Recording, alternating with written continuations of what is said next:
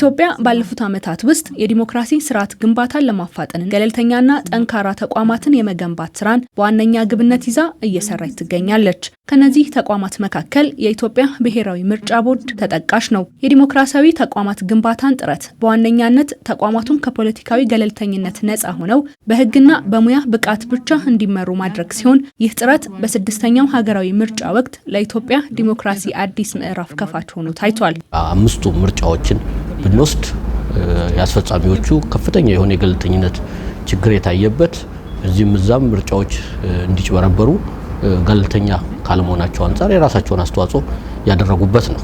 እንግዲህ ስድስተኛውንና ሰባተኛውን አሁን የምናደርገውን ሀገራዊ ምርጫ ከወሰድን ብሔራዊ ምርጫ ቦርድ በአዲስ መልክ ራሱን ካደራጀ በኋላ ስድስተኛውን ሀገር አቀፍ ምርጫ አካሂደናል።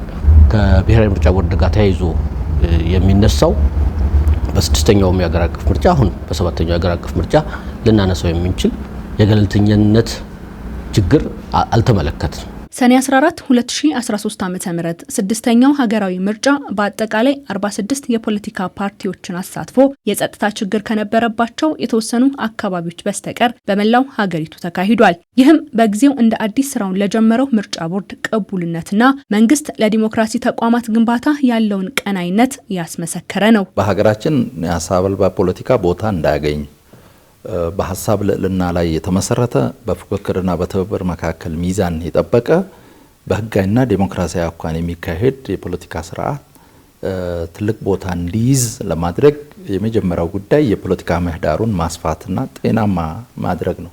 ከዚህ አኳያ በኢትዮጵያ ውስጥ ማንኛውም የፖለቲካ ሀሳብ አለኝ የሚል አማራጭ ሀሳብ አለኝ የሚል አካል በሙሉ በነጻነት መንቀሳቀስ እንዲችል ምቹ ሁኔታ ተፈጥሮለታል። ዲሞክራሲ ሂደት ነው። በአንድ ጀንበር የሚገነባ አይደለም፣ ግን በየጊዜው እያደገ የሚሄድ መሆን አለበት የሚል እምነት አለን። ምርጫውን ገለልተኛ እናድርግ፣ ምርጫውን ደግሞ በነጻነት ሁሉም በኩል ሜዳ የሚወዳደርበት እናድርግ ካልን የመንግስት ሚና ቀላል አይደለም።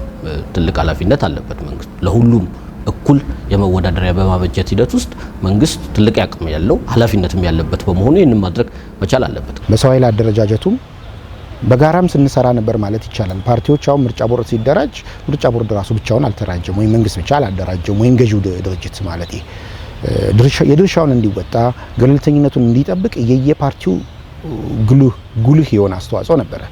እንደ ህብረ ኢትዮጵያ ዲሞክራሲያዊ ፓርቲ እንደ ግልም በሊቀመንበራችን ትልቅ ሰፖርት ይደረግ ነበር ለምርጫ ቦርድ። ቦርዱን ከፖለቲካ መጠቀሚያነት ወጥቶ ወደ ገለልተኛ ዳኝነት ለማሻገር ትልቅ እርምጃ በጀመረበት ምዕራፍ የሚደረገው ሰባተኛው ሀገራዊ ምርጫ ለተፎካካሪ ፓርቲዎች የተመቸ ስርዓትን ለመዘርጋትና የነበሩ ክፍተቶችን ለመሙላት በሚቻል መልኩ ዝግጅት እየተደረገበት ነው። የፖለቲካ ፓርቲዎች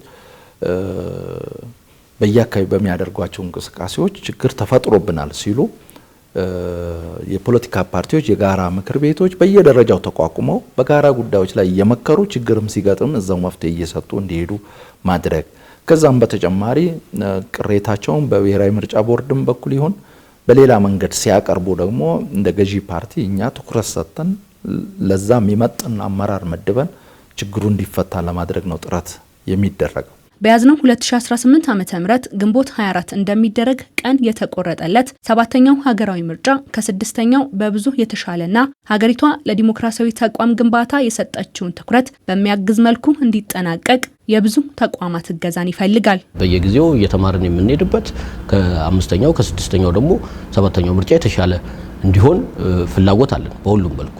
ምርጫውን ግን ነጻ ፍትሃዊ በማድረግ ሂደት ውስጥ የተወሰኑ አካላት ሚና ብቻ አይደለም ያለው። እኛን ጨምሮ በዚህ ምርጫ ውስጥ የምንሳተፈው ምርጫው ዲሞክራሲያዊ ፍትሃዊና ህዝቡ የፈለገውን የሚመርጥበት ምርጫ እንዲሆን ማገዝ ኃላፊነት አለብን።